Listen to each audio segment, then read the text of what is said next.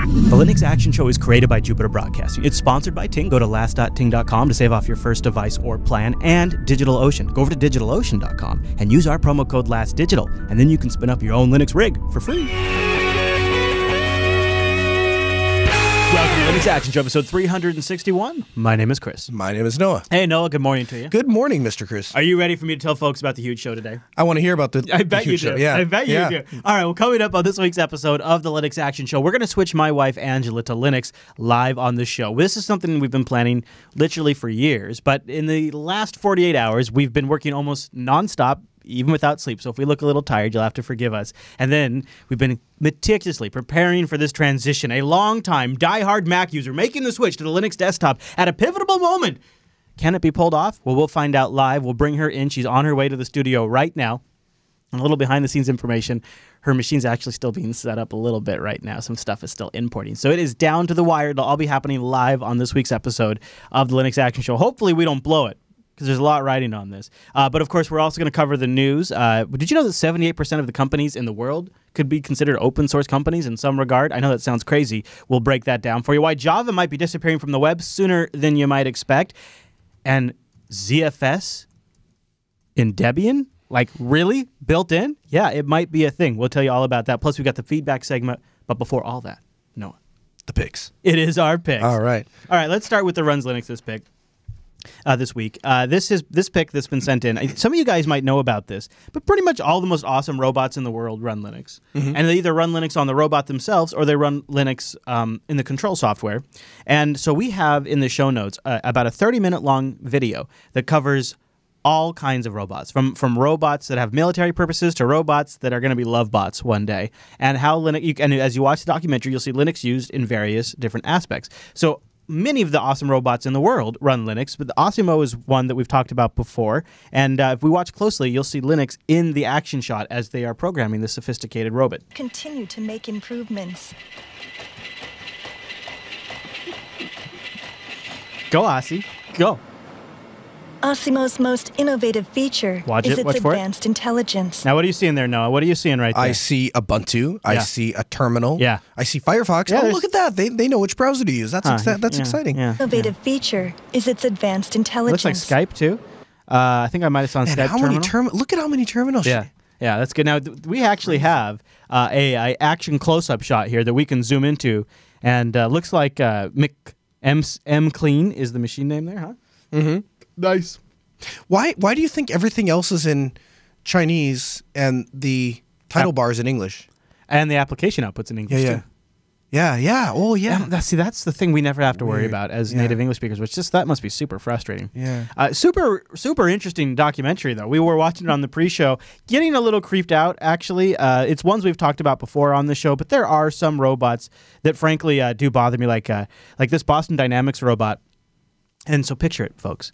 Yeah, maybe some of your favorite national parks will one day be patrolled by a Boston Dynamics robot that just sits there, idle, and then gets the start command and wakes up and begins walking around like some sort of zombie horse from hell.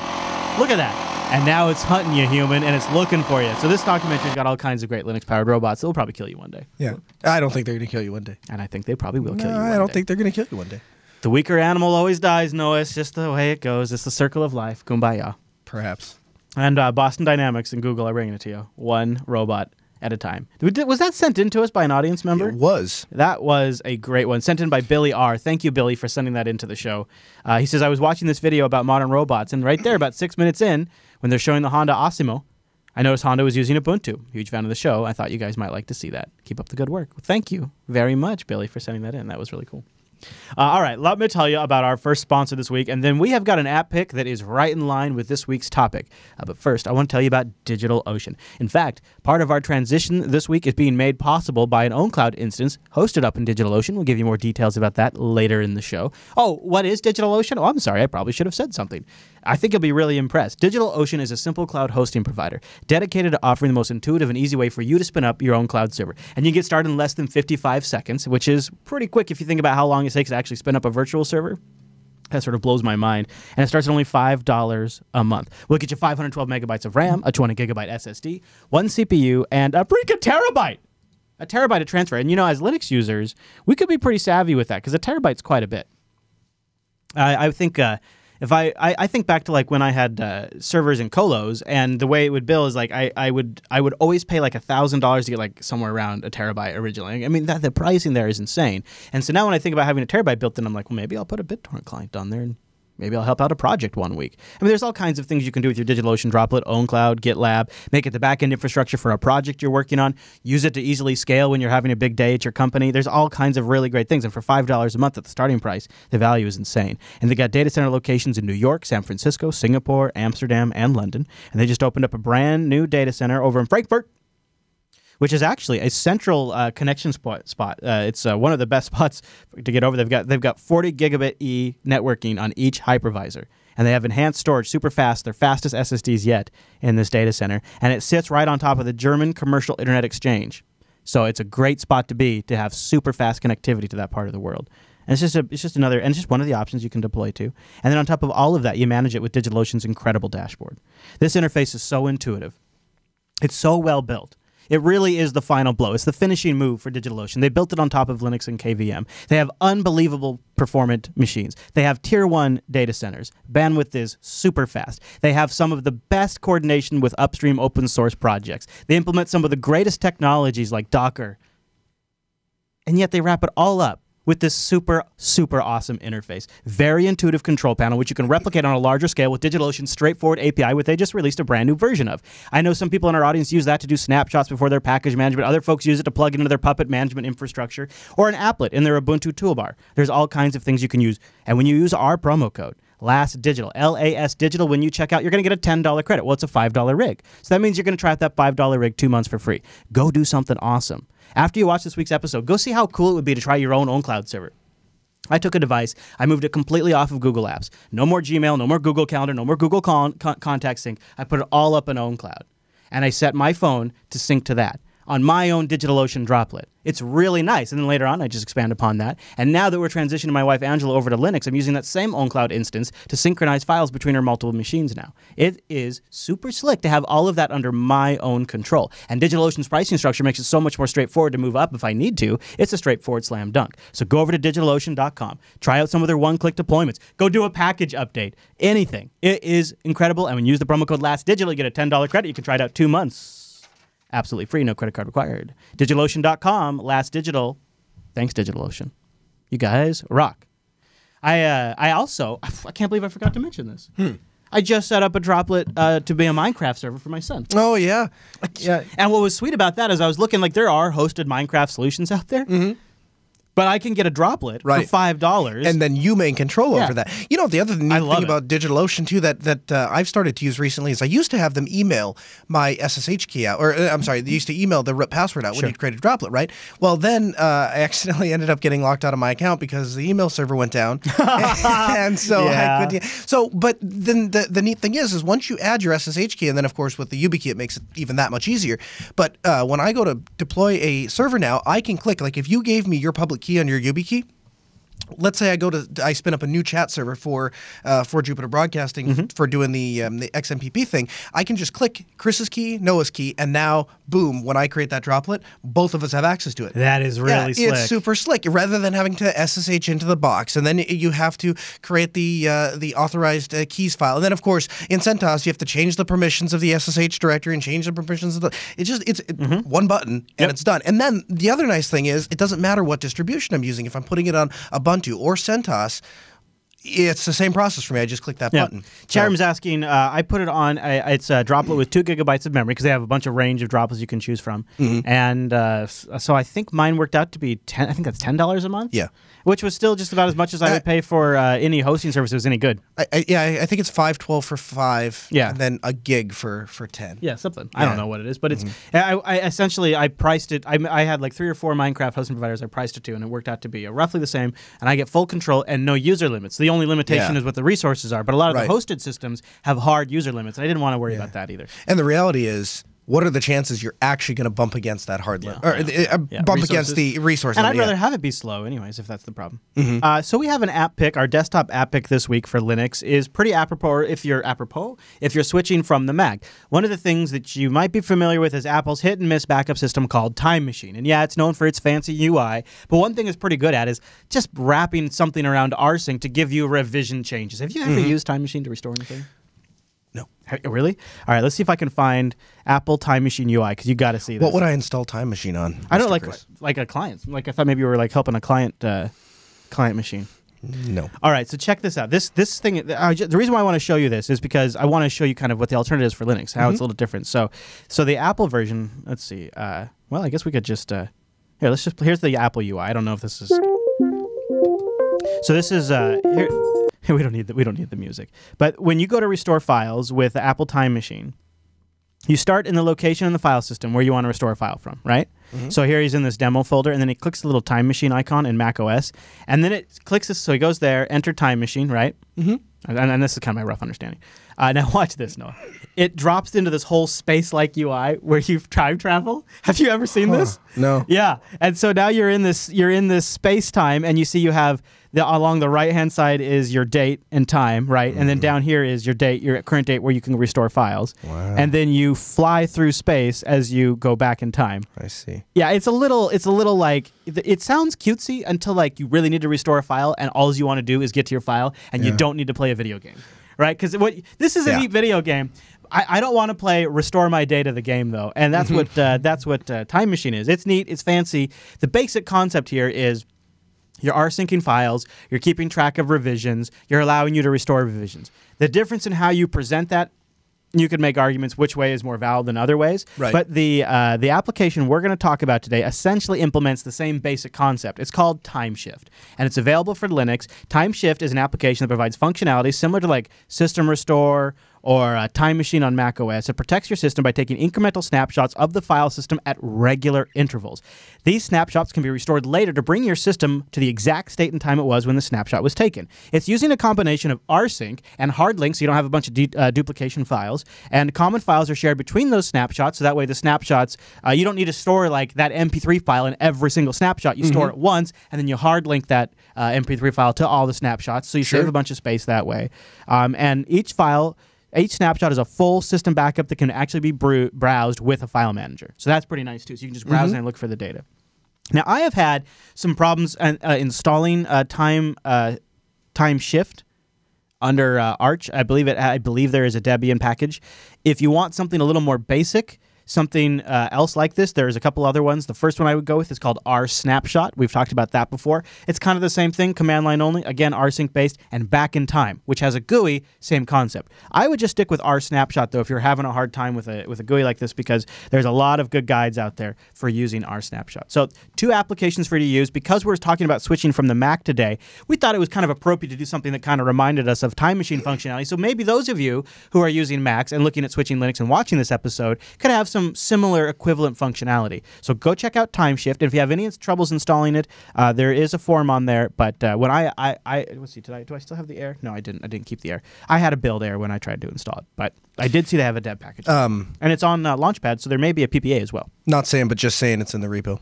Oh, great. Yeah. Good. Yeah, it's in the Arch repo. It just doesn't build. So I think you're gonna have a better time, and it's actually in the software center too. Yep. In the software. Okay, cool. TimeShift, and it's TG Tech. Just check the show notes because the link's a little hard to read out loud. TG Tech. TJ. See, it's TJ. a J. It's 2 E's though. Yeah. TEE. I know. JEE. I know. TG. I know. Oh, okay. All right. Now, Noah. Chris. One of the questions we've gotten into this show and TechSnap a lot is, can you recommend a decent open source trouble ticket system? So I had one pile of my inbox that is flooded with emails from people saying, hey, is Altispeed hiring? Do you have any openings? I'm not moving to Grand Forks because I really don't prefer 40 below zero weather. I mean, it's not for everyone. And then in the other half of my email, I have people that are saying, how good is your support and could you help me out? I have a couple things. Would you be able to do that remotely? And I thought we can combine these together and pair these people that are looking for a job up with the people that need some help. And it could even work out if we have enough people that want a job and enough of the places and the people that want some work done, we can kind of broker that connection. Right. But the problem is, right now we're using a custom system that we wrote in-house to deal with all of our ticketing things because I'm weird. And as I looked at rolling that out, I thought, well, this doesn't really scale to meet those needs. We'd have to make a bunch of changes. And I thought, rather than make all these changes to our software, why not go back to an actual ticketing system that's open source? And if we're going to make changes, we'll make them so that the community can benefit as a whole. And so we looked at OS Ticket, and I put a couple guys on it, and they got OS Ticket up and running and installed it and put it into what we call the sandbox, which is a room that we have set up for testing and playing with stuff. Yeah. And I've played with it for a little over a week, and they're playing with it a little longer. And eventually we came to the decision that it's gonna solve the problems that we need. We're gonna use it, and so we are rolling that into production. Actually, they're doing it as I speak. Actually, I think they were finishing up at the end of Friday, and I think they'll pick it back up on Monday. So are you doing the self-hosted or are you doing their hosted version? No, we're gonna host it. But the advantage of OS Ticket is, one, it's completely open source. Two, it runs on the common build structures of Linux. So, for example, database, it's using SQL. For the front end, it's using PHP. So all of those stuff you're familiar with. Well, stuff that I'm familiar with, and more importantly, stuff that other people in the community are going to be familiar with. Right. So when there's a problem and we need support, it's pinging somebody isn't going to be an issue. Things I like about it, it sends me an email every time something is missed. So right now our ticketing system, it'll generate an email up when the ticket's created, and of course when it's updated. What it doesn't do, and what this does, is let's say I forget a ticket, which happens from time to time. It'll email me and say, "Hey, buddy, we all need to work as a team here and make sure that we're solving." Yeah, and it actually says it something like that. And it says, we need to all work as a team here and make sure that we're addressing tickets promptly. Please go in and update this ticket because it's a day overdue. And then it continues to generate things. We can tie it in with an SMS system. We can tie it in with our phone system. So it looks like it is. And it has an API as well, so you could write stuff to it if you needed to. It's funny when you suggested this one, I was like, I wouldn't mind doing this just for Jupiter Broadcasting. And then I was thinking Ange and switching her to Linux, she could open up support tickets. Yeah, right. No, and what's great is that it does have a customer end that they can do it, and we have it shut off because I don't want. Does it allow you to receive tickets in by email too? Yes, cool. And customers can also respond to the tickets. The reason I don't like that is because our techs have a nasty habit of not always using professional demeanor when they're updating tickets. Yeah. And if they forget about that, that goes out to a customer, that would be bad. So we have that part of the system shut off. Maybe as we refine those things, we can I've change learned that. That's a good idea myself. And there's other things too. Like they sometimes it's just an honest mistake, but you won't think about something. John, the CEO, comes in and he says, "Here's my password. I'm writing it down on a piece of paper." Well, that's insecure. We're not going to leave that. So they'll say, "Well, I need to get it and put it back and get it and put it back. I'll just throw it in the ticket." Well, that sounds like a good idea, except that was never supposed to be documented. And so to get that going out an email chain, it's a bad idea. Yeah, I agree. It does sound like a very good chat room. It sounds good. It does. Somebody asked about the documentation search. Now, that's my one gripe with the software. The knowledge base. It has a built-in knowledge base, but to the best of my knowledge, we couldn't find a way to limit it so only support staff can see the knowledge base. That's a problem because that would be a fantastic place to outline infrastructure for different clients and the way we this client has a user that's a little more challenging, that kind of thing. This client has 5 routers and they are just general documentation. But you don't want your other clients to be able to see that, right? Exactly. Well, the way I understand now it does support internal notes tickets. Right. Only. But you put. Can you imagine what that would look like if they're not organized? It does internal notes on the customer portfolio. Yeah, I see that. Yeah. After like 4 or 5, it's going to be just a scroll fest to try and get to things. So, but overall, I think it's an amazing project, and I think it's going to absolutely suit our needs. I think it's going to work really well. I would also give a plug to as Canatron Canterton in the chat room is saying is OTRS, another really good open source ticketing system. Well, boy. I can't believe I just said really good and ticketing system in the same sentence. Another open source ticketing system. I don't know if I think any of them are really good because they're all a little torturous, but I've used OTRS in the past too. So this one that no one's talking about is OS Ticket, and you can find it at osticket.com, and we have a link in the show notes. And maybe you can give us a follow-up in a couple of weeks on how it's been working out for you. Yeah, you guys get all the It'll be a little bit more in a couple weeks before I think we can really give it a full drive. But yeah. All right, well, this is one of our, I guess this is the last reminder. LinuxFest Northwest is next freaking weekend. Can you believe it? April 25th and 26th, Bellingham, Washington.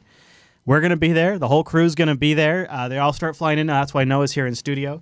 Very, very excited about this. We'd love to see you there. There's going to be an after party on Saturday. We'll be attending that. And if you are in our meetup group over at meetup.com/Jupiter Broadcasting, as the days get closer, we'll probably post a couple of updates there to let you know on our plans. I'd love to see you there. So go meetup.com/Jupiter Broadcasting to RSVP for LinuxFest Northwest or any future Jupiter Broadcasting on-location event in your area or local here to the Pacific Northwest. LinuxFest Northwest is going to be exciting, though. It is, but I don't think this is the last time we're going to mention it. No, well, no, this is the last episode that we will say okay. that it's coming up. Yeah, because next week it's happening. And you're going to be able to watch it live. We'll be doing the stream live Saturday and Sunday, jblive.tv, assuming all goes well. We don't have some sort of technical failure. So if you don't get to go to the fest, you can at least watch it live with us and hang out in the chat room and just make a weekend out of it if you'd like. And when you're on the go, jblive.info will give you audio streams so you can tune in even in the car. Pretty neat. And, I should give a plug, too. If you've watched some of our app picks in the past and want to find other ones, jupiterbroadcasting.com/lastpicks. All our previous runs Linux picks, desktops, open source project spotlights, Android picks, distros we've talked about. You can find them there. jupiterbroadcasting.com/lastpicks. But Noah, with the picks all done, that means it's time for the news.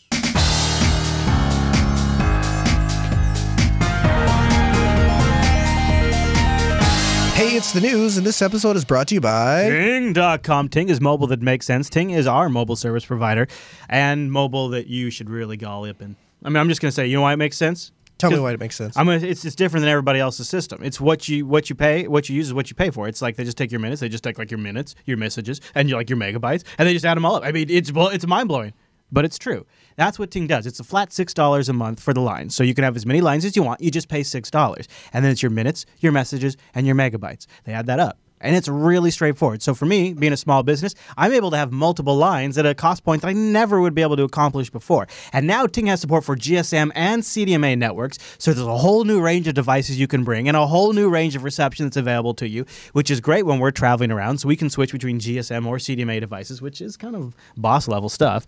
And Noah has something kind of unique using their CDMA or GSM devices. So this, I think we've talked about this before. We can talk about it No, again. I don't think we ever have talked about that. Really? Well, I don't know. All right. Well, here's what it is. This thing, and I don't know what to compare it to. It's the size of a business card, roughly. Yeah, roughly. I mean, I can put it inside of my wallet, but what this is an unlocked GSM cell phone that sells on eBay in the wallet for like $19. Look at that. He literally does carry that phone in his wallet. I put it right next to my Bitcoin. Don't take the private key. Okay, hold on. So you got that phone, $19 off eBay. Do you remember the model name? Or $20 maybe. I don't know, something like that. I don't, but you know what? Here's what you do. You Google tiny GSM unlocked phone in eBay. You will search. Yeah. Unlocked GSM phone in eBay, and it's the first one that comes up. And it's super cheap, and the battery lasts like 2 weeks. It is a micro USB cable, so it's awesome. Does have a user replaceable battery. Does come in Japanese. And it has so that sucks. Oh, really? But you can switch it to English. You can and it has a leather back, which is kind of neat. And you put the $9 Ting GSM SIM card in that, and then you have an unlocked phone that you're only paying for it. So what you do is, because you're kind of a busy guy, is you have your regular line, and then you have an emergency line. Yeah. You've had those clients that they get a hold of your number, and then they don't go through the proper channels, and then so it's like 3 a.m, and you may be in Seattle working, with Jupiter Broadcasting, trying to get some very important things done, and then the phone just constantly keeps ringing. So this thing gets shut off and gets put aside, but I want my wife or my kids to be able to get a hold of me. And then last night, actually, my phone died, right? Right. And so I have that number now too. Yeah. My wife had an issue with our son, and so she called me on this thing, which stays on 24 hours a day, 7 days a week. And because the last 2 weeks, it's really literally on 24/7. So his wife always knows he's available on that phone, even if he's having a busy day and has to turn his main phone off. And so it's $9 to get the GSM SIM. There's no contract. There's no early termination fee, and he's only paying for the usage plus $6 to have that line. Yeah, it's this crazy this would absolutely not be possible without Ting. Yeah, 100%. I would never have done it. Yeah. Yep. And you could put everything from devices like that up to the Nexus 6 on Ting, and without even making changes to the account. I just take the SIM card out and stick it in my next device. And I was going to say, and I've been able to do all this without ever needing to call Ting. They have customer service. You can call them at 1-855-TING-FTW.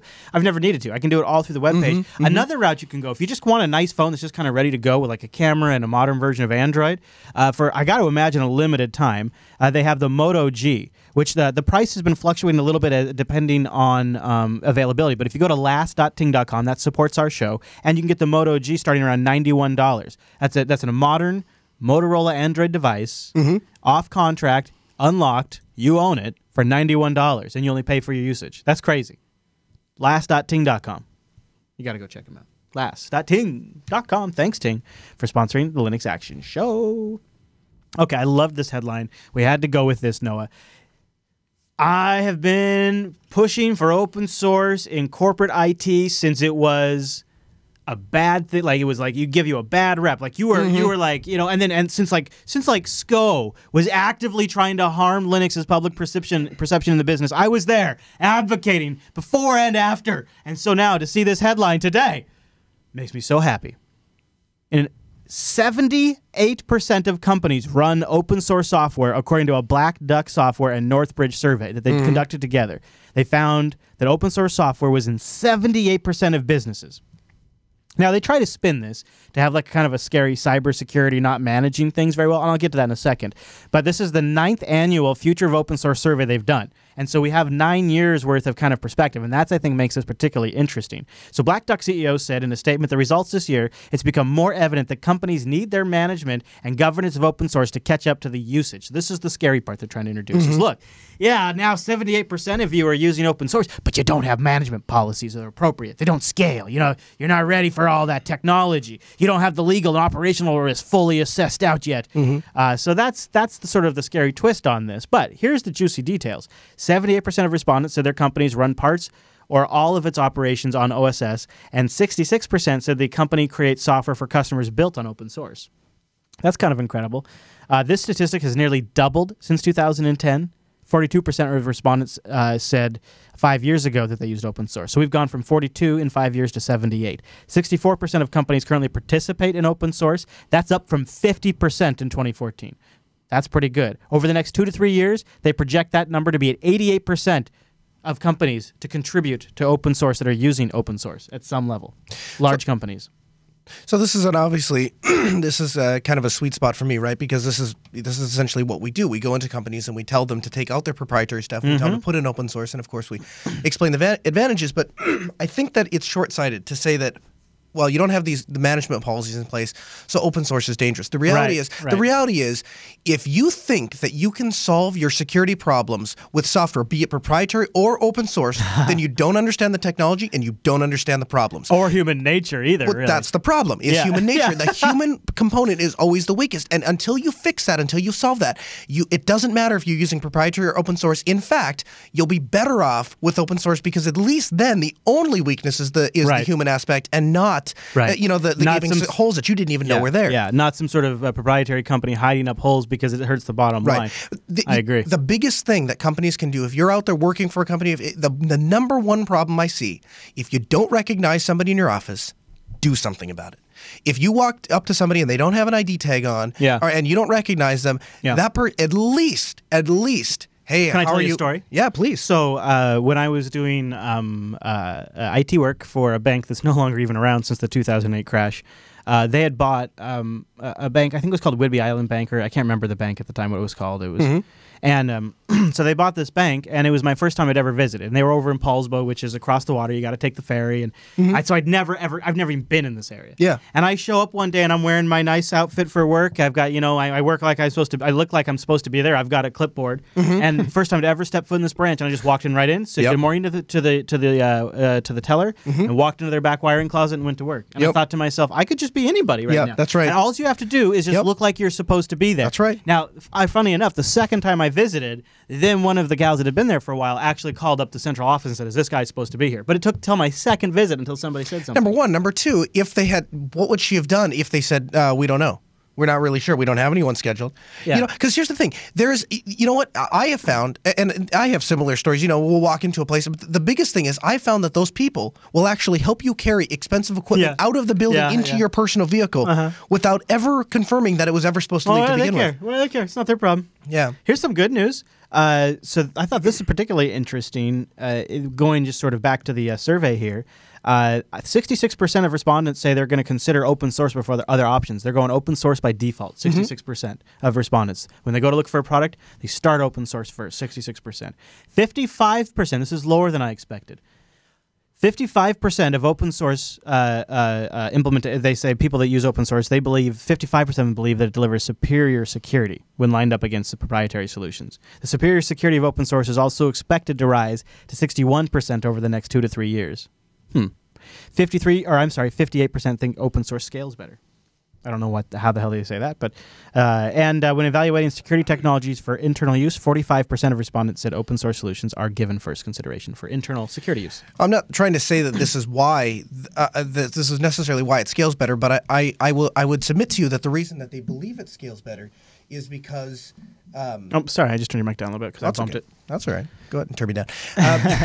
The reason that they probably believe that it scales better is because when you have these individual components that are tied together, then what that allows you to do is if like for instance, you start with a small database and you realize that's not cutting it for you, you can swap that out. And so you're not out $10,000 or whatever. So even if you don't have real world experience in having software system scale, I've heard from a number of people, they say the nice thing about open source is it's a bunch of that stuff that's kind of mixed together, so I can pick and choose the parts I want. You build your own solution. And it's funny you say that, Noah, because I have literally been told the line, well, we spent $10,000 on Microsoft SQL, so this is the solution we're going to have to make work because we're invested in it at this point. Right. And it's funny because not only do you have this sort of technical debt that you get strapped with, and maybe you've not picked the right solution, but now that we spent this money, we're going to stick with it. But that also means when it comes time to replace that solution, you're a little less motivated because, well, we spent all this money, we're invested in Microsoft SQL, so we'll just stretch this out a little bit longer. And it sort of has these unintended consequences of your decision-making process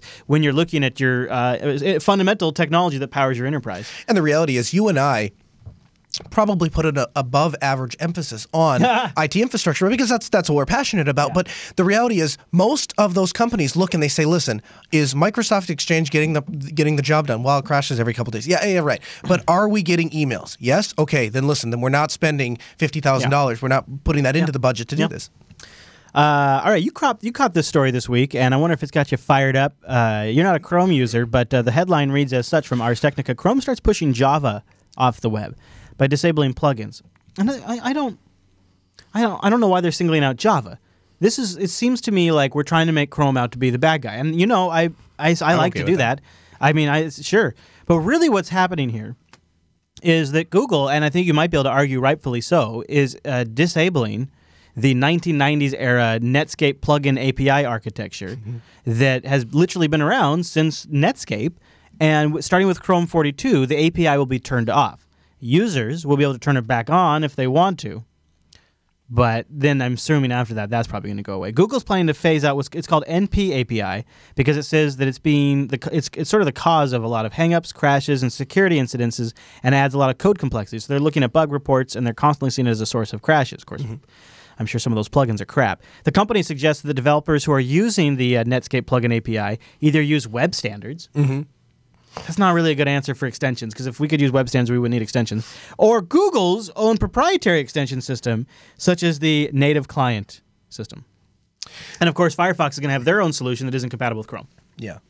Good times, everybody.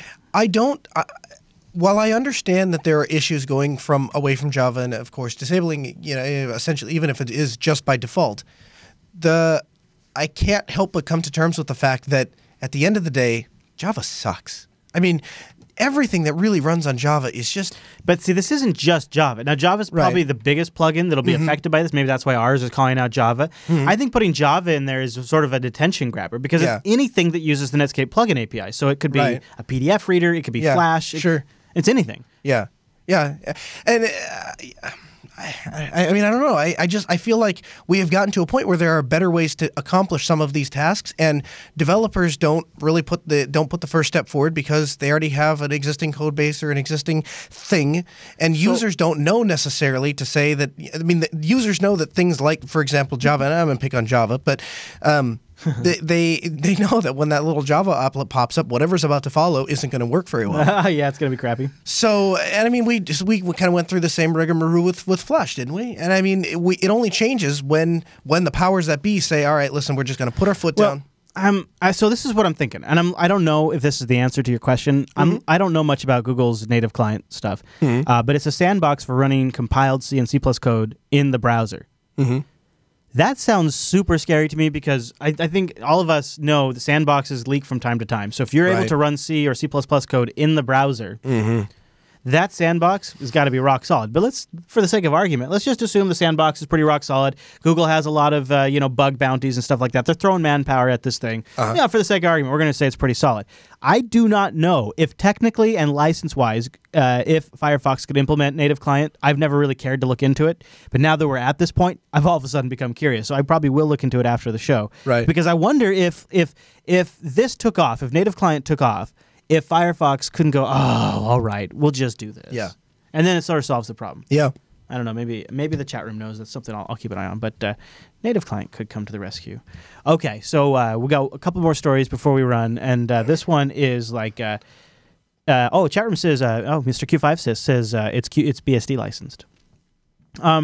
Would it blow your mind if Debian Linux was the first Linux distribution to ship ZFS legit, like baked in, built in? Would that blow your mind? It's kind of surprising. Yeah, well, so this was a great post. My last bits from Lucas, the former Debian project lead, is he's kind of signing off. And he's saying, thanks so much. Here's some of the amazing things we've accomplished during my helm. And I was scrolling through all the different stuff, and he lists out like DebComp 15's budgets all lined up and ready to go, so the new guy doesn't have to worry about that. Delegation for the outreach team has been lined up. IT Wire interview was pretty good for the Debian project. Oh, and then this footnote. Just this note at the end of his email. We've received legal advice from the Software Freedom Law Center about the inclusion of libDVD CSS. That's what allows you to decrypt DVDs legally. Well, or illegally if it's not licensed, I swear, or whatever. And libDVD CSS, boy, that caught my attention. I was like, wow, in Debian. And ZFS, which would unblock this situation in both cases and enable us to ship them in Debian soon. So according to consultation with the Software Freedom Law Center, who we've interviewed on the show before, they say that in their opinion, Debian is clear to ship both ZFS and libDVD CSS. And if Debian is, I'm sure almost any distro is. Game changer. Yeah. If ZFS could legitimately show up in Debian, I think it's a game changer. If you haven't been listening to the last 2 weeks of Linux Unplugged, then you don't have any idea what I'm talking about. If you have been listening to the last 2 weeks of Unplugged, you know how much of a freaking game changer this would be. And yeah, I know you can get ZFS set up on any distribution. Everybody knows that. No, do you know that? I did know that. Everybody knows that. Everybody knows that. It. You know why I've never done it? Because it doesn't ship with your freaking distro built into the kernel maintained by your distribution. With my distribution built into the kernel, and because it's really not all that easy to get set up. Honestly, it takes some time. It's a lot easier to click that ext4 button. So, looks familiar. So probably says, so if we figure probably the next Debian stable, about 10 years. About 10 years, he says. Wow, chat room. Some people are guessing 2015. Yikes. 2050, 50. Yeah. I like WWNSX. He's not putting too much effort into it. He just types it out, Ron Paul, it's happening.gif. Like, he doesn't even bother. Yeah. All right, last story on the show this week. Kind of exciting for Noah. Because Noah is like Noah's our big LibreOffice fanboy. For any of you who felt like we didn't get enough LibreOffice coverage on the show, Noah's here now. Yeah. LibreOffice 4.5, it's been bumped. They're going to call it LibreOffice 5.0, coming at the end of July with new gestures and GTK 3 features. Not a lot of info yet, but I've linked in the show notes the timeline here. And you can see it right here. So it looks like 5 all the way out to. They already have. Look at this, Noah. They've already planned out to LibreOffice 5.06, April 11th, 2016. All right. So I know what we'll be doing that week in the news. We got it covered. Let's do it. We can plan the news docket here for a year now. This is great. You can just go here every day. So LibreOffice 5.0. Your quick take. Are you excited? GTK 3 support? Noah, go. Yes. Boom. There you have it. All right, everybody, that's all the week. Wait, what? God, what? I have not slept. That is all the news. And you know what's crazy? As I've probably said that like 360 times. Yeah, it's actually more awkward to say it wrong. How does that even happen? Yeah. That's all the news for this week.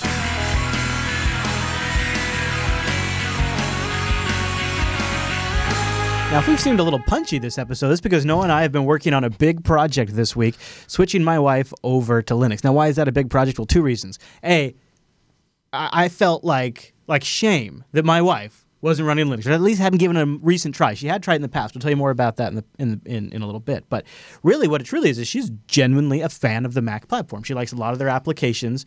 However, a lot of that is changing. She doesn't totally prefer the direction of OS X.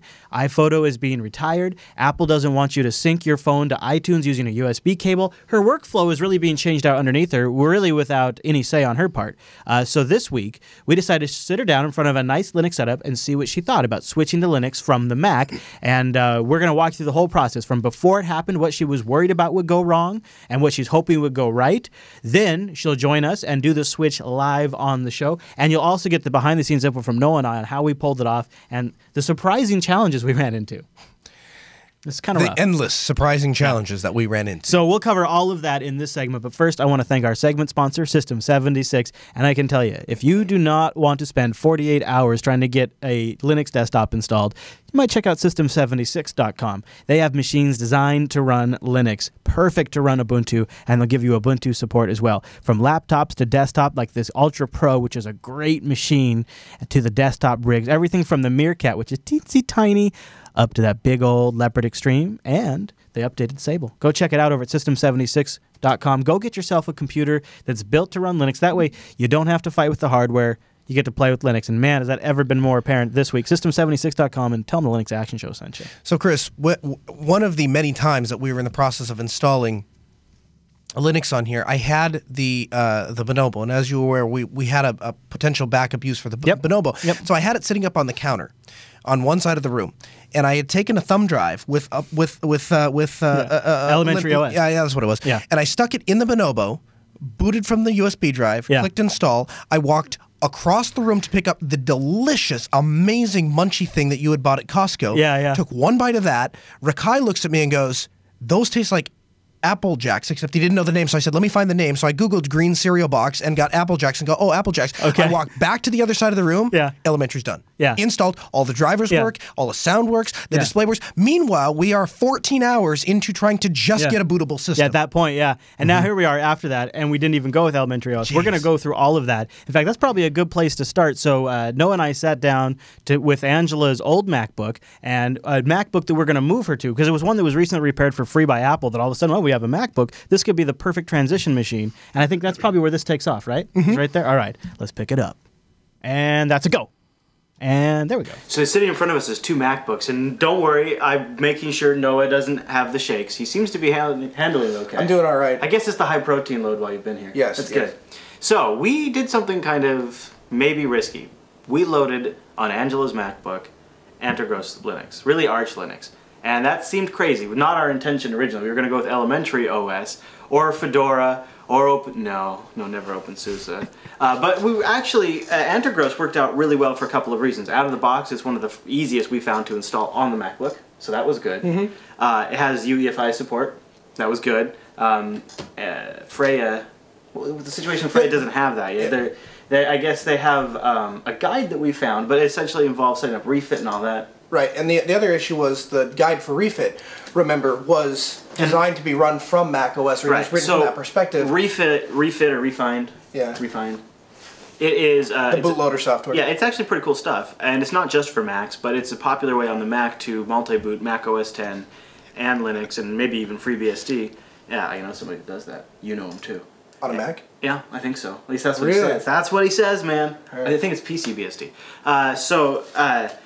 The thing is, to do that, you got to have Mac OS on the machine. We don't want any Mac OS. We just want Linux. We don't need any of that silly Mac partition stuff, because they have crazy partition schemes. Hardcore, straight up Linux. And then when it really clicked for us is, well, Noah, after we're done with this experiment, after LinuxFest, he flies out. And it clicked, and we said, well, how are we going to support it?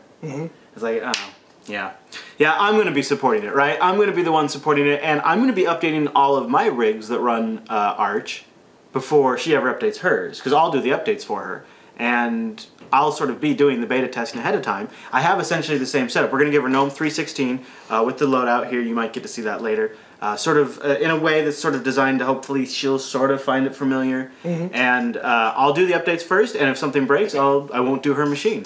And I think we'll also probably do like images from time to time and things like that to help sort of offset that. But it seems to me, when you're doing Linux on a MacBook, one of the things you need the most is a current kernel. Or the newer the kernel, the better luck you're going to have. So on this MacBook right now, we've got ATI accelerated graphics, we've got full iSight webcam support, we've got wireless video support, we've got backlit keyboard controls, we've got all hardware controls, we've got sound working, we've got full gigabit Ethernet, the display port works last time I checked it, the SD card slot works last time I checked it, and it's just all really been pretty minimal. So now we're able to focus on moving over her data and configuring her applications and tweaking the environment, and we're spending less time on trying to get the distro working. And we did come up with a few different options for Freya. Like, we thought maybe we could use the existing grub installation from Arch to boot Freya. There is some modifications where there is the refine solution, but for a minute we even talked about installing Ubuntu, and then trying to turn that into a Freya install. Because 1404, which Freya is based on, actually boots just fine on the Macs. Right.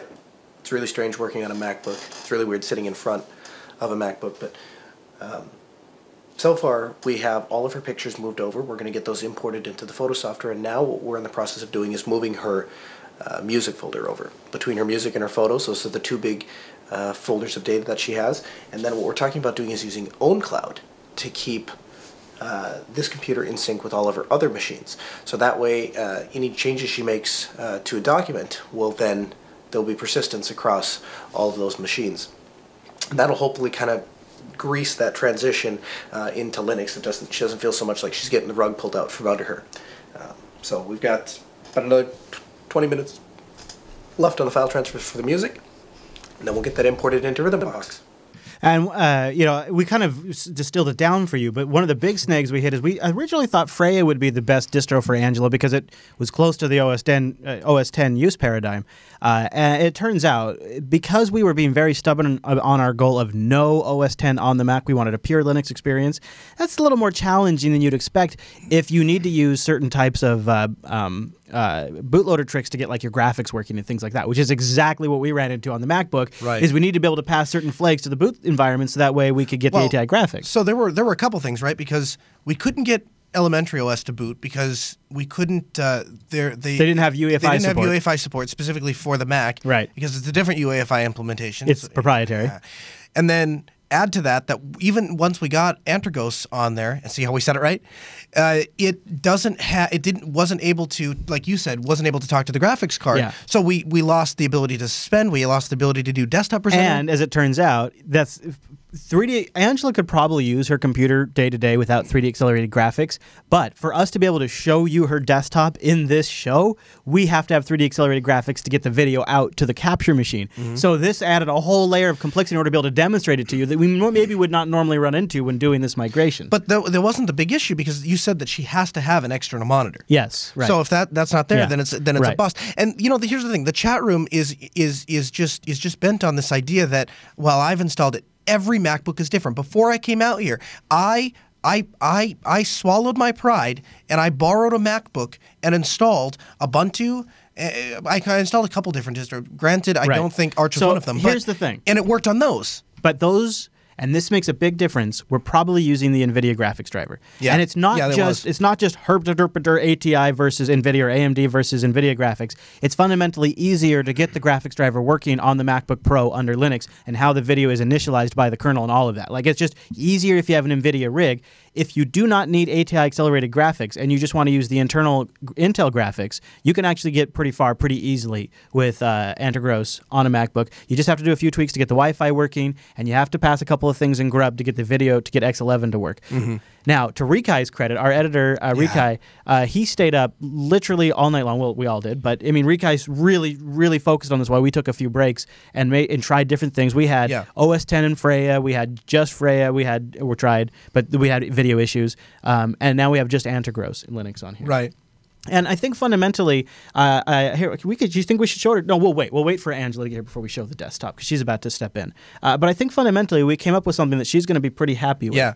And so that leads us to what is she worried about? Because I think we've got some of her software picks solved. We wanted to go with UIs that are very straightforward, very sort of maybe Mac reminiscent, so she's not overwhelmed with options. So what though? Those are things we are considering. What is she worried about? What is she considering? So we did a series of questions before she even gets to see this to sort of get us her state of mind, because we were hoping that maybe getting insights on where she's at might help you if you're going to help someone you're familiar with switching. So we'll start with this introduction. So my husband has an obsession with spending money and brought home the dome-shaped iMac. Like, I think it's the first iMac that ever was released, like where the whole computer was all in just one little thing. And he made me an account. And of course, you know, we had a 2-bedroom apartment, and one was our bedroom and one was his office. And I had a little tiny desk with, I can't even remember. I think actually I did have a Linux box at that time, but he set me up a login on his Mac, and that was in 2002. All right, so there's two. So that's how she kind of gets started. She had a Linux box at the time, but that was sort of her first introduction to Mac. And so Noah rightfully asked her, so when you sit down on your computer, what's your primary use cases for your Linux box? Critical question. Right. Well, you want to know. You want to understand how those things are going to play. And the other thing I was trying to get a good handle on was how can we tailor this experience? And in fact, I actually stopped the interview, left the room and said, hey, Chris, I know you're working on this particular aspect. She brought this particular point up. Let's make sure this doesn't happen. Right, yeah. That was very good. And it's funny, too, because looking back at it now, when I bought that iMac and just created an account, I didn't, you know why I even did it? Is because she wanted to play Medal of Honor, Allied Assault. This is all your fault. All your fault. Fault. So here's now what she uses her computer for, and we'll see if we can accomplish these tasks with Linux. So I use my computer to import photos and do social media things and listen to music. I always listen to music. And basically like documents, spreadsheets and such. So that's pretty straightforward. Yeah. I think we accomplish this. Now, she kind of just puts a little I use it for photos. I mean, it's like her world is photos, right? Yeah, Photo management, organizing her photos. She's got lots of photos of the kids, all of that. That's a big, huge part of her workflow. So that's a major part. We're going to focus on it. And not even one I'm totally sure we have solved. And it's also her major workflow concern as well. Okay, so my concerns about not having my Mac available and just having a Linux machine in front of me is the compatibility, easy transferability of pictures from my iPhone into the computer, but also my SD cards, pretty much any pictures that I take. And also having to possibly save documents as a new file format, potentially corrupting them. I'm worried about loss.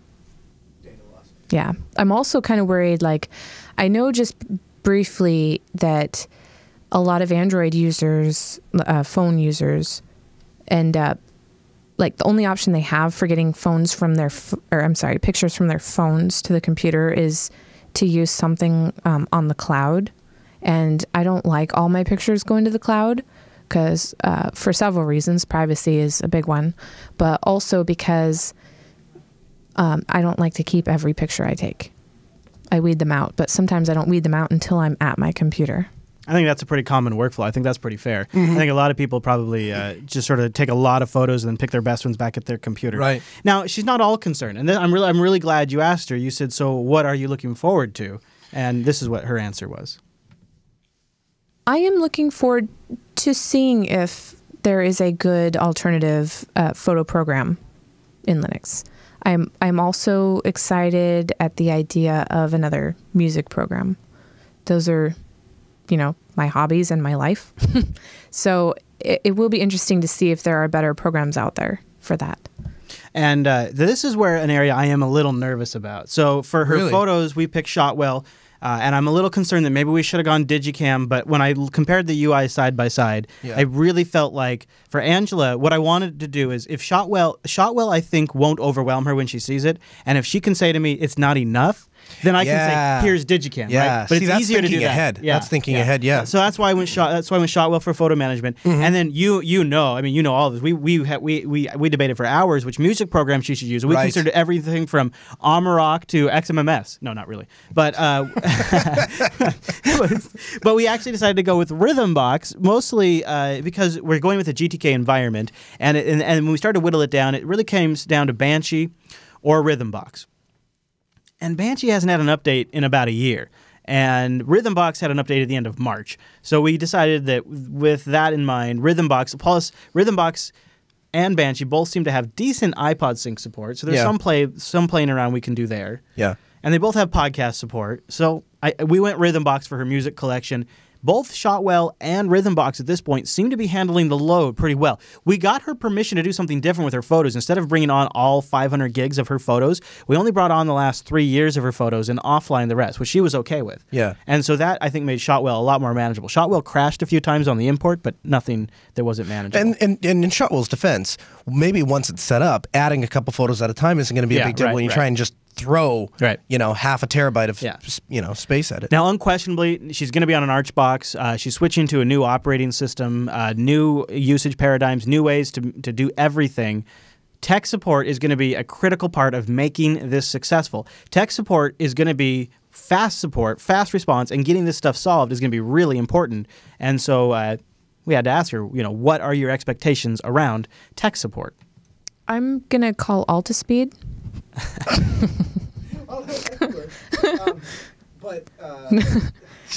Well, I have Chris available, and I have Rakai. Well, you're not doing anything. And the IRC full of users that I'm sure will help me. But I did try using Mint a couple years ago, and it was really hard. I think I might be the type of user that needs everything set up for me and handed to me, which I believe is going to happen, as opposed to a clean setup and, okay, go find a photo program and go find a music program. And I can't do that part of it.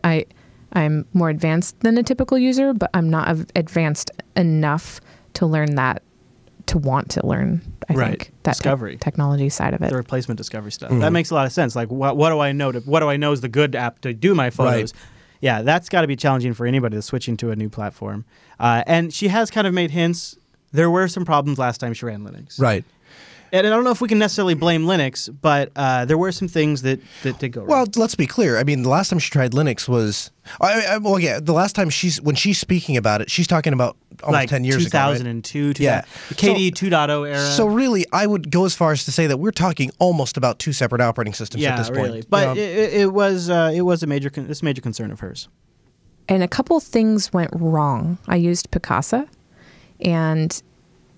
for my photos. And when I moved, when I go to upload photos on social media, I grab the picture and I drag it to my desktop so that I can easily find it and not have to browse the file directories. And what Picasa did is it literally moved the file, and I lost a lot of pictures that way because I didn't know for a couple weeks that it was removing it from the photo library. So that's going to be one of my biggest things to test first is when I drag a photo to the desktop to upload for social media, is it copying it or moving it? And now, in her defense, Picasa, like Shotwell and FSpot, these applications didn't exist back then. Right. So exactly. You were somewhat limited, but this part still confuses me, Chris, because when I asked you, you said when you drag on a Mac, you said it moves the file. Oh no! So no, it's like if generally, if you move a file on the same partition, it moves the file, and if you take a file and you copy to another drive or another partition, it copies the file. But the way Picasa works is Picasa, what it really was just more like a client front end to your folder structure. And so if you moved a file within Picasa, you were moving it within your folder structure. Oh, okay. So she just moved it to her desktop, and so Picasa moved the file. It moved files instead of copying, which is what she was thinking the default action would be. Okay. And it burned her because she thought, oh, these are safe to throw away. These are all copies. Yeah. And then she trashes them, and then they were actually being removed from her library. And I mean, that's a special kind of burn. So to recap, we're going GNOME 3.16. Firefox is her browser. Telegram is her messenger. Rhythmbox is her music player.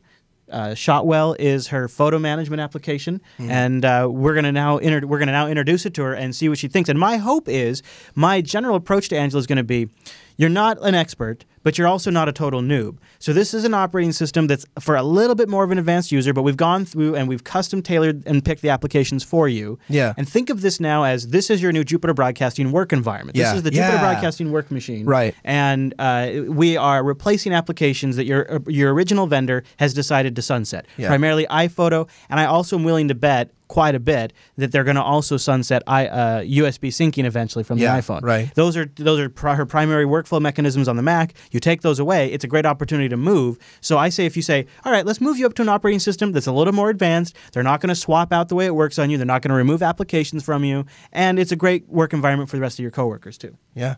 That's my general pitch to her. Mm-hmm. Should we see how it goes? Let's see how it goes. Let's bring her in. We have Angela in studio with us, and we're about to do the reveal. We're going to give her MacBook, but we're going to give it with a tweak. It has Linux on it. So thanks a lot, Angela, for being willing to do this with us, and being willing to take on this challenge. Now, we've tried to take all of your concerns.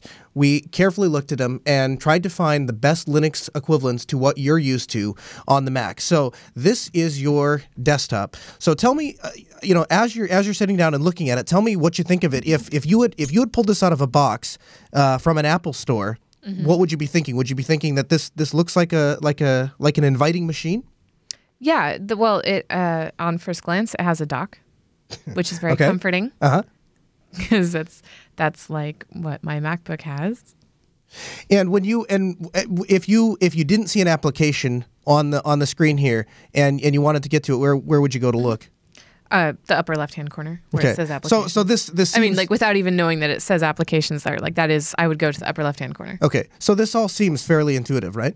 So tell me, if you were sitting down for your computer, you're at home, what's the first thing you're going to do?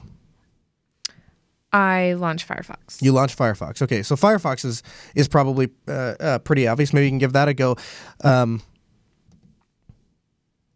And so we have Firefox Sync set up. So all of your bookmarks, if they're not there yet, all your bookmarks and your favorite stuff like that, that's all going to come down. I know you do a lot of photo editing, right? So you'll notice we put a photo application on there for you. Do you want to take a look and see if we can fire that up? Shotwell? What do you think?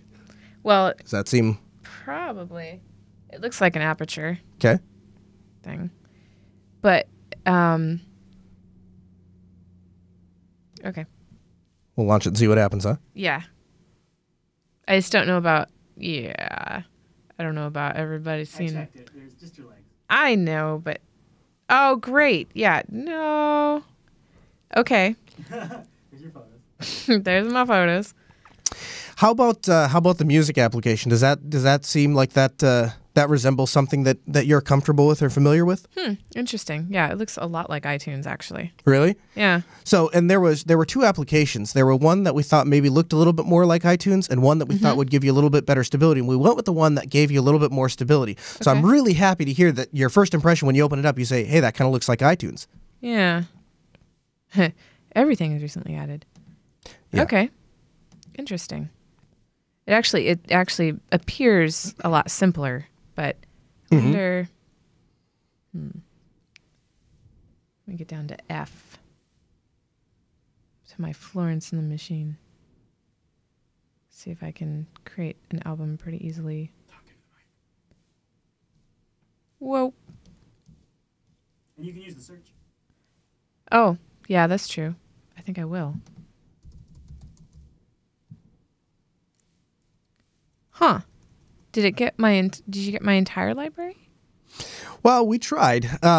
We certainly there's going to be a couple little bumps along the road, but that's the advantage of switching somebody like you over a true new user is I think there'll be some amount of understanding there is well, this was at the last minute, we were still kind of putting the final pieces, and your music actually finished copying literally as we were on the air, like Chris is coming out. So we can, those are the the in-between touches that we can go. And this, you can think of this like as an opening set of ideas. And then we can grow from this and say, all right, well, this is what's not working, and we can tweak it. And that's I think what you're going to find is going to be the advantage of Linux over what you're used to with the Mac, is because now when you have an issue, Angela, it's not going to be, well, sorry, that's the way Apple did it. We can swap out individual components, right? And so when Chris gets home and you can say, hey, guess what? This music application, it's not doing it for me. And then we've got a whole nother list of other ones we can use. I found it. You did? Yes. All right. Go to my screen. I was trying to figure out how to make a new playlist. And hopefully it'll do it from... Nope, it didn't do it from the selection. So what didn't work the way you expect? Okay, from the selection. So I will try the new automatic. Oh, okay. Well, that is another way to do it. I did try right-clicking the selected text, but that did not work. Yeah. Really? Yeah. Tried just right-click like that, and I tried Control. When you say right-click, are you using two fingers? No.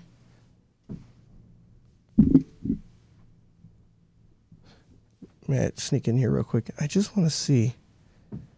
Oh yeah, I wasn't. Yeah, because I'm thinking it's a function of the right-click functionality, and that there might be some differences, right? Because the way that macOS interacts with that hardware and the way that Linux interacts might be a little different. Now, I've got another question for you along that note. When you go to copy text, if you were to open up a Word document and you were going to copy text to the clipboard, how would you go about doing that? I would just Control C, Command C. Which one?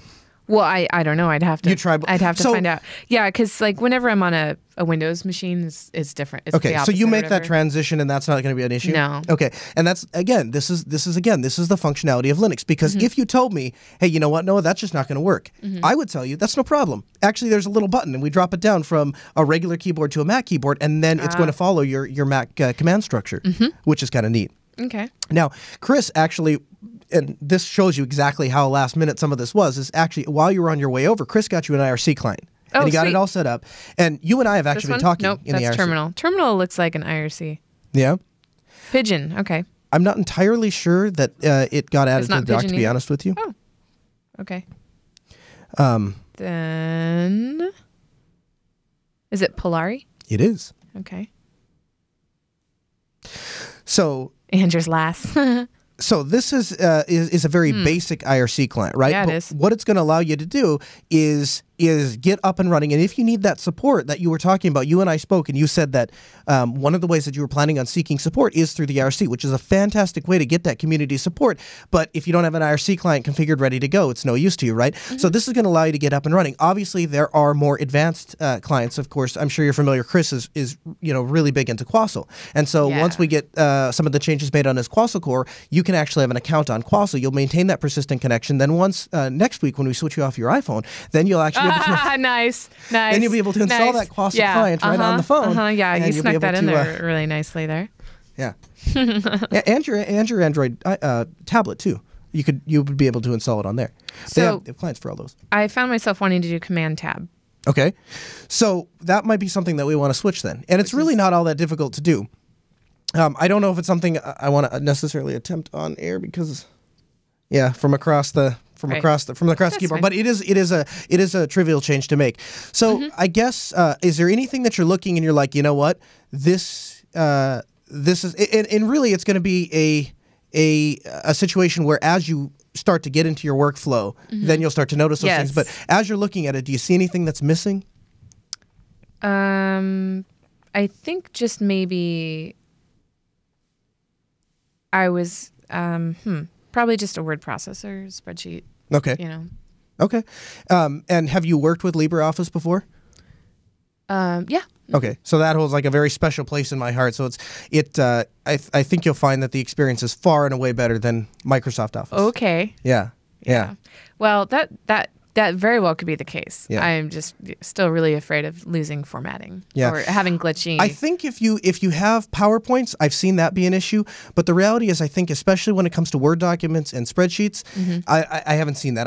It does a very nice job of preserving the format. In fact, so much so that I've actually gotten to a point where a lot of times with clients, I'll actually configure LibreOffice to save by default in the .doc or .ppt standard. And the reason for that is because it makes it a lot easier for them to email those files or collaborate with other people without having to worry about converting and stuff. And of course, the real answer to that, the answer I'd like to see, is if everyone would start using LibreOffice, then that wouldn't necessarily be an issue. So I guess if you're happy, the reality is, like I said, it'll have to be a growing process. It's one of those things that you'll have to kind of keep an eye on and identify the things that don't work and let us know, and then we can go back and kind of correct those issues. But like I said, the advantage of Linux is we are able to fix those issues. So what we'll do is we will continue to keep you updated on how the progress goes. Of course, I'm sure you're going to be bringing this Linux box to LinuxFest Northwest. Yes. It'll be the first time you won't have to be ashamed to bring a Mac to be a Mac user at a Linux convention. Yeah, right. That'll be wonderful. I'll just, I guess I won't pack my Mac shirts. I think that's terrific.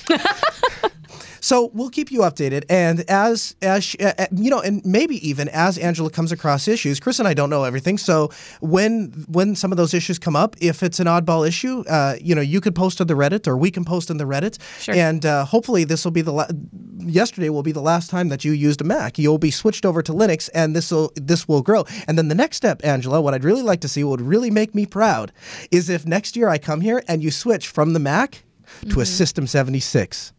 Oh. Yeah, get off the Mac hardware. Change the hardware. Yeah, because let me tell you, Chris has his work cut out for him if you ever break this thing. The shows will be canceled for the next week. Okay. So that brings us to the end of this segment, and I guess now all that's left is the feedback.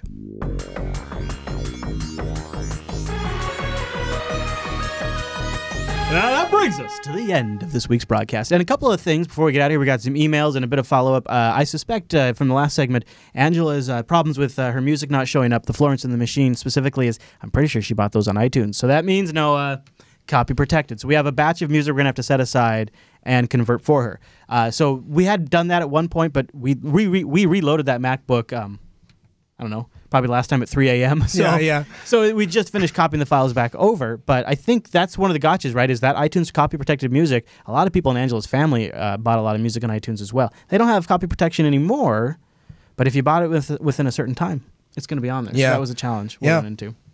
But you know what? I think long-term, if she likes the operating system and if she likes the applications, then we'll move her to a system that's probably better suited for Linux down the road, and once we get her buy-off. All right, so we got some feedback to get to. Obermeiser writes in. He says, personally, I'm feeling the show is more about what the hosts love and use. If I was a host, it should be irrelevant what I use or had trouble or even dislike. Since it's about Linux and the Linux world and the benefits of other users, then it becomes what to report on and what to the masses and what they are using. And KDE, is that a significant majority? Or at least a large part, do a large part of them use KDE? But we don't ever hear much about that. Don't get me wrong. It's great that GNOME is making major progress and becoming exciting for GNOME users. But when do we, the XFCE or Cinnamon folks, or maybe KDE users, get to hear exciting things about their desktop environments? And how can the new to Linux users make an informed decision of their best desktop and window management for their needs? If all we ever hear about is GNOME and Mate all the time. So I wanted to talk about something that is sort of maybe a concern, is the hosts only talk about, this is, where do you say, second sentence, the hosts will only talk about things that they use and love. That's partially true, right? We're not going to come on this show and tell you about things that suck. That'd be a pretty bad show. Besides, we'd be spending the whole time, talking about some really weird open source project, and then you're tearing down somebody who spends their free time developing open source. That doesn't seem like a very good way to go. And I think, honestly, the best sales pitch to new Linux users is to show them existing Linux users that are crazy passionate about really exciting technology, and sort of convey that enthusiasm and passion through them by it being genuine. That's sort of the action in the Linux Action Show. It's always been where that word action came from, was specifically, we're showing you in action why we love Linux. So we do tend to drift towards the things that we use personally and think are better. Also, some of that is those projects' newsworthiness. To be quite frank with you, until semi-recently, XFCE was just not very newsworthy. Straight up. So guess what? it doesn't make it in the news. I can't make something newsworthy if it's not newsworthy. So there is some of that as well. But the best way to contribute, if you're really concerned, is linuxactionshow.reddit.com. You can submit stories there all week and vote them up and down and get your comments. We're constantly checking that, taking the temperature of what the community finds interesting. And I find those comments to be pretty useful insights as well. So you do have a say. And you're already taking action by being involved in that subreddit, linuxactionshow.reddit.com. But yeah, you're right. We do talk about the things we love. Yeah, and it's one of those things where I feel like if I am a person that is passionate about a given project, those are the projects that those are the kind of projects that I implement in my own life, and so they're the ones that I'm best suited to be able to talk about, right? And you know, it kind of goes echoing what you said. If we talked about projects that we weren't enthusiastic about, what ends up happening is you concentrate on why you don't like those projects, because if I did like those projects, then I would be using them. Yeah. So I agree. I think that bias should be to some degree appreciated. And anyone that tells you that they can give you an unbiased opinion of a wide spectrum of things and not incorporate their own bias, they're lying to you. Personal opinion. All right. Kurt L. writes in with our next email. You want to take that one? Kurt L. writes in and he says, background. I've used Macs as my primary computer since 1987. System 6, System 7, System 8, System 9, Jaguar, Panther, Tiger, Leopard, Snow Leopard.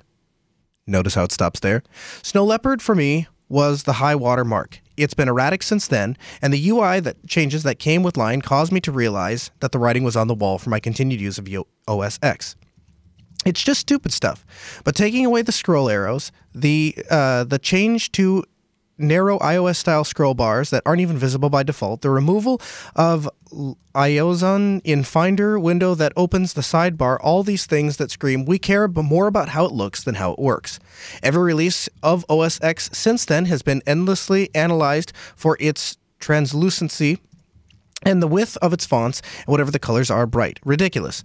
Apple Mail has been an ongoing disaster for several iterations now. iTunes gets a rehash, only to reemerge with an even greater focus on the guess how this interface works. The focus to March to put all your data on the iCloud. No, I'm sorry, I'm not going there. The data goes on my disk and nowhere else. Meanwhile, important underlining security technologies like ASLR languish only finally are making it into the kernel in Lion. I've been listening to your Linux podcast for over a year as part of my preparation to make the jump. I've set up several Linux machines on spare computers around the homestead, and I play around getting comfortable. If my main uses were simply document preparation, browsing, and email, it would be a simpler matter to switch over, and I would have done it months ago. I do have a couple critical audio editing and CD burning applications that I have not found smooth workflows for in Linux, so I'm still in preparation mode. There are a few things that I really like about the old OS X Spotlight for instant file searches, app launching, file preview in the Finder. I would be grateful for suggestions for distros and utilities that would allow me to replicate those functionalities. I could care less about animations and polish. Mostly I've played around with Lubuntu, Mint, and Xubuntu. I have not tried Mate yet, so perhaps So perhaps that is where I should go next. Thanks for the informative and entertaining set of podcasts. I made a contribution this month in appreciation. Oh, thanks, Kurt. So first of all, obviously, thank you so much for your appreciation. It's people like you that contribute that get this show on the air for you.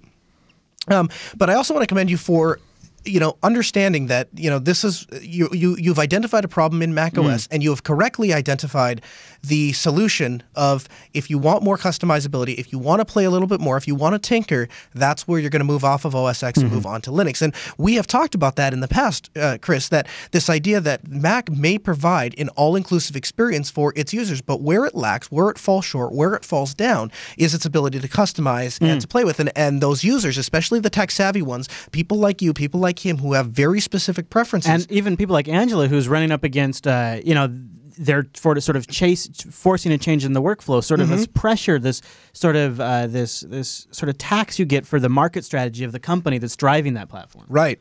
And that's a pressure that I think people get uncomfortable with. So I think that's great. Now I don't have any specific recommendations. And part of my issue is I have spent so little time. I mean, just just minuscule amount of time on the Mac that I have no way of identifying potential replacements for. And that's something that you're probably better suited to. Or really, Angela, if we have in fact converted her and she goes whole hog, she'll be an excellent resource in the future for future Mac switchers. And to be able to say, this is what I missed about my Mac, this is what I liked about the Mac, and this is what I found on Linux that fit that scratch that itch. That'll be a really interesting resource. So thank you, Kurt, for sending that in. And you can go to jupiterbroadcasting.com, click the contact link, and send that into the show. Just choose Linux Action Show from the drop-down. Or start a thread in the subreddit, linuxactionshow.reddit.com. Now, don't forget, next weekend is LinuxFest Northwest, and we'd love to have you join us. Jupiter Broadcasting will be streaming that live, so go to jblive.tv. Noah, is there anywhere you want to send folks throughout the week? I want to send folks to jblive.tv to follow LinuxFest Northwest. That's the most important thing that is happening this week. It deserves 2 votes for that. Also, check out Tech Talk today. Throughout the week, we're going to try to get some of the folks to stop in and guest host on the show as they fly in for LinuxFest Northwest. So that could be a fun way to get an extra time with a host that you might like if they're on the show. Tech Talk today is live 9 a.m., noon Pacific, 9 a.m. Pacific, noon Eastern over at jblive.tv. I'm ready for a nap. Yeah, it's been a long day. Actually, been a long past couple of days getting this Mac going. Yeah, but I think we got there, and now we sit back and see how it goes, and we'll let you guys. It'll all be worth it in the end. All right, everybody, thanks so much for tuning this week's episode of the Linux Action Show. We'll see you right back here next week.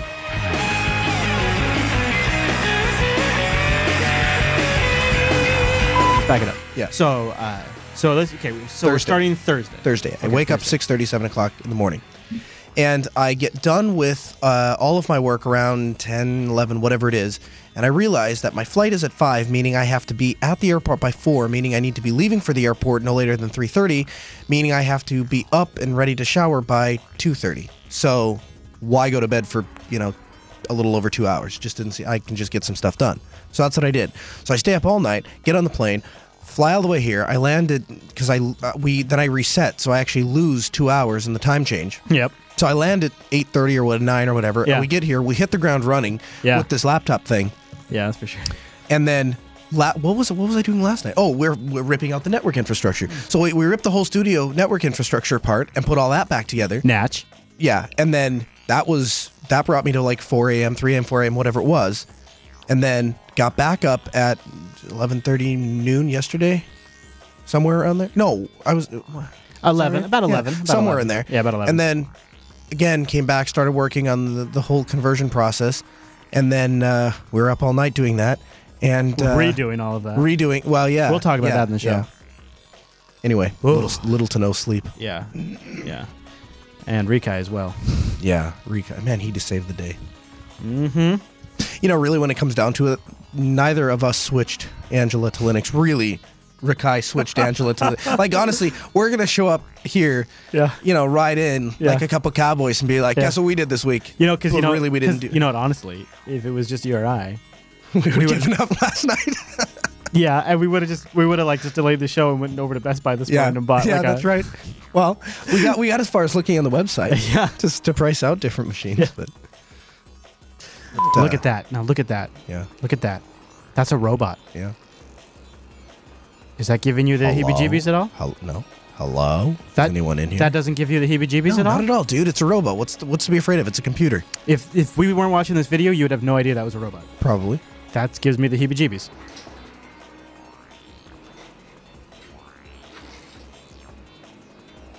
This is what our killers are going to look like. No.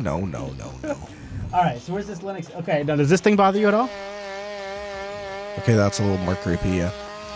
Why would you make that? Why would you construct something like that? What's wrong with people? Because you want to be chased down by robots. No, listen, I find bees creepy. Why would I want to make one 10 times bigger that can actually kill me? It's going to gallop. I don't like it. It can frickin' gallop. Now that you mention it, now I'm getting creeped out. Doesn't Google own this? I don't like it. I'm done. Google owns this company, right? Pineapples.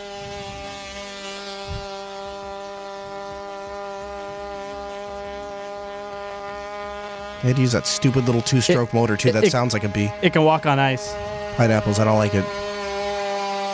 Look at it go, dude. That's going to chase you down one day, man. Mm-hmm. That's going to chase you down. Look at that thing. I got a 50 BMG round with that thing's name written on it. Look at that thing go, man. Mm-hmm. These are the robots. Yeah. This stuff, after the robot war, these are the clips we'll play back and be like, we should have known. Yeah. Yes, Douglas. You see it recover? Watch, it can recover, too. It can recover? Yeah, it can recover from like falls and stuff. Oh, yeah.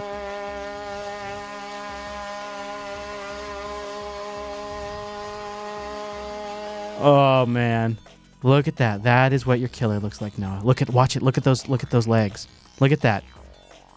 We're recreating nature, and it's going to hunt us. Mm-hmm. The stronger animals will hunt the weaker animals. That's just the way it works, and that is an animal, my friend. Tell me that's not an animal. That's a computer. That's not an animal. It's an animal. I hate to correct you, but that's what an animal moves like. Oh, I have to disagree with your police work there, Lou. Dude, that's what animals... When an animal moves, that's what they move like. Look, that guy, he's all chill. He doesn't mind. It's laying in the forest waiting for you, and then it just wakes up and it hunts. It could just have it on standby, and then they send it a signal, and now it hunts you. You've seen this Doomsday Prepper show, right? Yeah. Like, I feel like you're going down that track. Like, I'm not saying that I don't want to get attacked by a robot. I just think that there are more important things in life to worry about.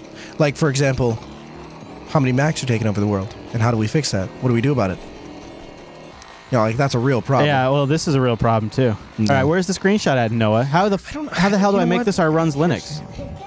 Because I have a relationship with humans in the future. Oh, I think I just found something creepier. And we believe that it will be possible to publicly sell them for multiple uses. Oh, you know why? I know why I can't find it, because I put it in the used folder, because we used it. Hey, he wants to sell these robots for multiple uses. What? Okay, here. But it's a female-looking robot, dude. But I think androids may become our form of communication. Look at, dude, are you on the right one? I clicked on the link in the show notes. Look, that's a robot for multiple uses.